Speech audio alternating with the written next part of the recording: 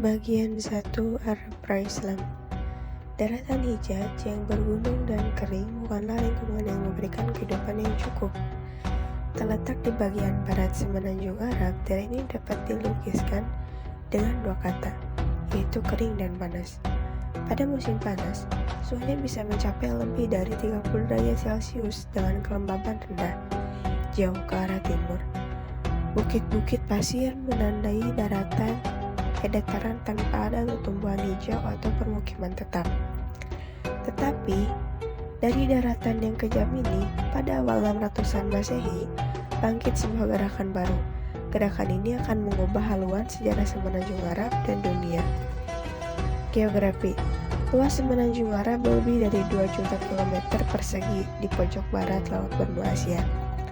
Letaknya yang di antara Asia, Afrika, dan Eropa membuat tanah ini memiliki hubungan unik dengan 3 benua dunia lama. Sekalipun posisinya strategis, Arab diabaikan sebagian besar orang luar. Orang Mesir kuno memilih meluaskan wilayah Kepulauan Sabit yang subur dan Nubia daripada ke padang pasir Arab. Alexander Agung hanya melintaskan pada 300-an sebelum Masehi dengan perjalanan ke Persia dari India. Kekaisaran Roma yang hebat mencoba melakukan invasi ke semenanjung ini melalui Yaman pada 200-an sebelum Masehi. Tetapi, mereka tak mampu beradaptasi dengan kerasnya daratan ini, sehingga gagal menguasainya. Hampir tak ada yang bisa menyalahkan orang luar bila mengabaikan semenanjung Arab.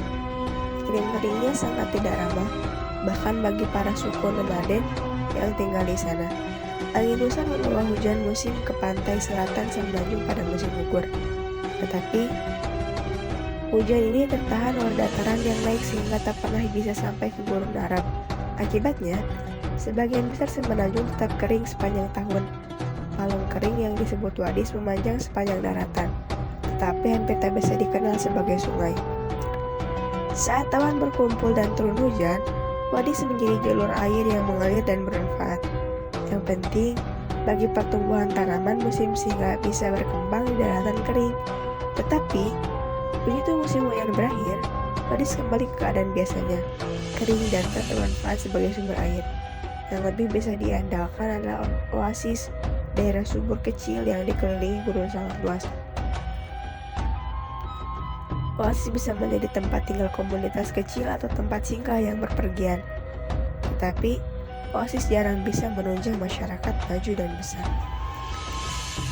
Kebudayaan cenderung dibentuk oleh lingkungan tempatnya berkembang, terkecuali kebudayaan Arab. Segala hal tentang kehidupan orang Arab didasarkan pada lingkungan keras tempat dia tinggal.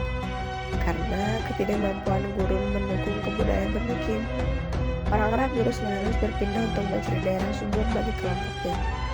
Salah satu teori etimologi sebutan Arab bahkan mendasarkan bahwa kata itu sendiri berakar dari istilah bahasa Semit yang berarti berkelana atau nomaden. Orang Arab akan menghabiskan musim panas di sekitar oasis atau sumur manapun yang dapat diandalkan tahun tahun, sambil berusaha menjaga bahan makan dan persediaan air dengan hidup sehebat mungkin. Setelah melewati musim panas, mereka akan berimigrasi ke selatan dekat Yaman, tempat turunnya hujan pada musim semi dan tanah subur untuk ternak mereka. Tumbuhan itu menyediakan cukup makanan bagi kawanan domba, kambing, dan unta untuk hidup sepanjang musim dingin. Saat orang-orang mendirikan tenda dan musim kering mulai lagi pada musim semi, orang Arab kembali ke oasis dan sumur untuk musim panas berikutnya. Siklus keras ini menyindir membagi suku Arab nomaden sejak lama sekali, dan tetap dijalani orang Arab Baduy yang masih hidup di padang pasir Arab. Padang pasir bukanlah tempat untuk sendirian dengan begitu banyak ancaman terhadap keberlangsungan hidup orang Arab. Kerjasama komunitas sangatlah penting. Ketergantungan pada kerabat merupakan garis pertahanan pertama dalam melawan kelaparan dan panas yang terus-menerus. Keluarga diharapkan bisa berbagi bahan makanan serta tempat berteduh, dan konsep individualisme murni sangat tak disukai. Dalam masa Arab pra-Islam, Keramahan sangat penting sehingga tamu di rumah seorang Arab dijamin keamanan dan perlindungannya selama paling tidak 3 hari. Bahkan sebelum ditanya mengapa ia datang ke sini, tradisi ini selanjutnya diperkuat oleh Nabi yang menyatakan seorang tamu berhak dijamu selama 3 hari. Sekelompokan keluarga bepergian membentuk suku yang dipimpin seorang kepala suku yang disebut Saik. Identitas dan asal suku sangat penting dalam dunia Arab pra-Islam. Anggota suku akan mendapat perlindungan, dukungan, dan kesempatan ekonomi. Suku-suku akan berperang untuk mempertahankan salah satu anggotanya dan perang suku yang mengerikan umum terjadi sebelum datangnya Islam. Persaingan merebutkan tanah berumput dan kawan karena kerap membawa suku-suku pada perang yang menghancurkan, yang bisa berlangsung bertahun-tahun dan memakan banyak korban. Bagi orang Arab, perjuangan hidup itu harus terus dilakukan, baik melawan manusia maupun alam. Dalam masyarakat suku dan nomaden seperti ini, ungkapan artistik sulit disalurkan.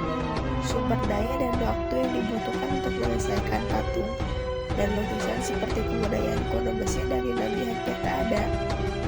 Tapi akan alamiah manusia mencari keindahan tak dapat dilenyapkan oleh pasir gurun.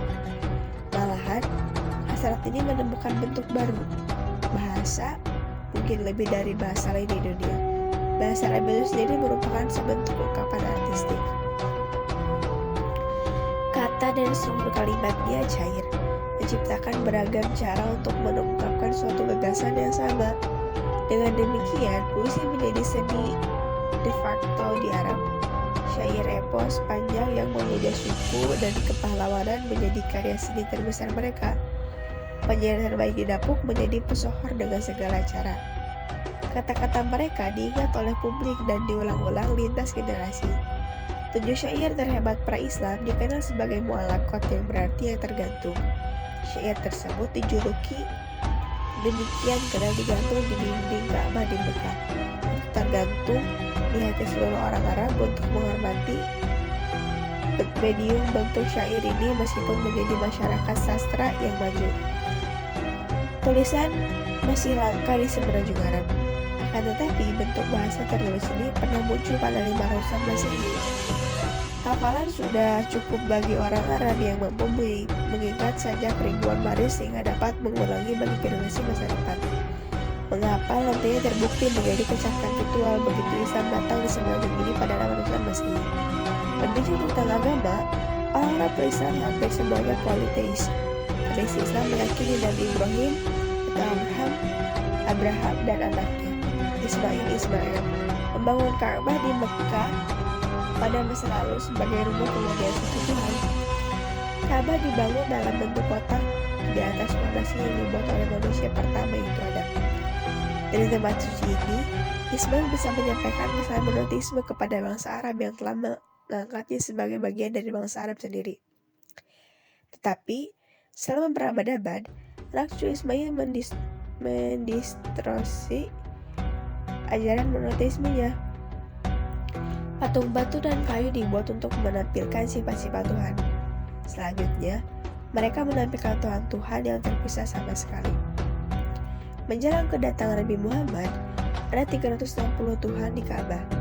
Pesan Ibrahim dan Ismail tak seluruhnya hilang dari ingatan orang Arab.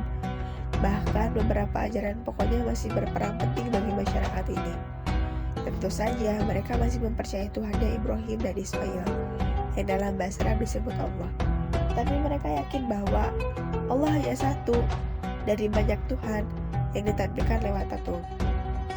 Sistem kepercayaan ini melenceng jauh dari monoteisme kakak yang diajarkan kedua nabi tersebut serta menceritakan pengaruh Arab Sumeria ke bagian utara.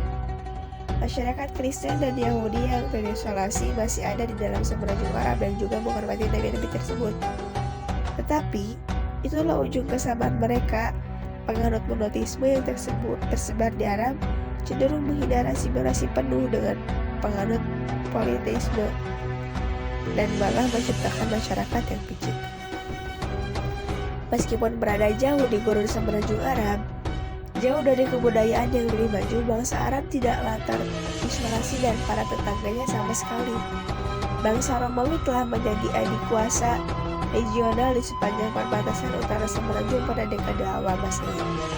Dengan memadamkan banyak pemberontakan Yahudi di provinsi Suriah Palestina, Romawi menegakkan kendali mereka di wilayah tersebut. Bagi bangsa Arab Baduy, hal ini berarti hadirnya mitra dengan pedagang yang kaya dan kuat di sebelah utara. Para pedagang secara berkala melintas bagian barat Semenanjung dari Yaman di selatan menuju Suriah di utara, dengan memperdagangkan barang-barang dari tempat-tempat jauh, seperti India dan Italia. Bangsa Romawi sudah puas bertahan daerah yang lebih ramah dan familiar di bulan sabit subur, dan membiarkan bangsa Roma dan Arab melanjutkan perdagangan ke daerah-daerah yang lebih jauh. Di sebelah timur Laut Arab terdapat Plato Iran. Kebangkitan dinasti Sasanid di Persia pada 200-an Masehi menghadirkan persaingan panjang antara Romawi dan Persia yang akan berdampak kepada bangsa Arab. Batasan antara dua kekaisaran besar ini berubah-ubah, tapi biasanya ada di Gurun Suriah, Semenanjung Arab sebelah utara, baik Romawi maupun Persia. Berusaha untuk mendapatkan keunggulan dan memanfaatkan suku-suku Arab biasanya yang telah memeluk agama Kristen sebagai wakilnya. Bersemangat memanfaatkan konflik ini untuk kepentingan sendiri, persekutuan dua suku Arab pun berkembang menjadi negara sekutu dan kekuatan besar. Penguasa Ghassanid mendirikan kerajaan dalam bentuk yang sekarang terdiri atas Yordania, Suriah, dan Palestina. Kerajaan itu berfungsi sebagai penyangga bagi Kekaisaran Romawi dengan cara yang sama. Aktif mengontrol Mesopotamia ke selatan dan melayani Persia. Kedua kerajaan Arab ini sangat dipengaruhi oleh majikannya yang menghabiskan banyak dana untuk mencintai daerah taklukannya dalam menghadapi musuh.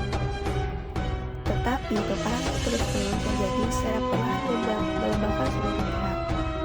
Menjelang awal 600-an, Romawi dan Persia kelelahan akibat perang berpuluh tahun dan bersembunyi di balik kekuatan militer. Ghassanid dan Lakhmid juga merasakan tekanan perang karena mereka hanya pion dalam konflik berkepanjangan ini.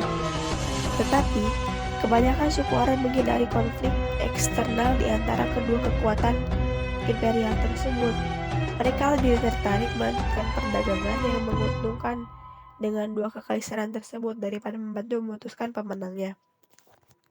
Di sebelah selatan Semenanjung terdapat kerajaan Aksum yang kuat di Abyssinia, Ethiopia sekarang ini.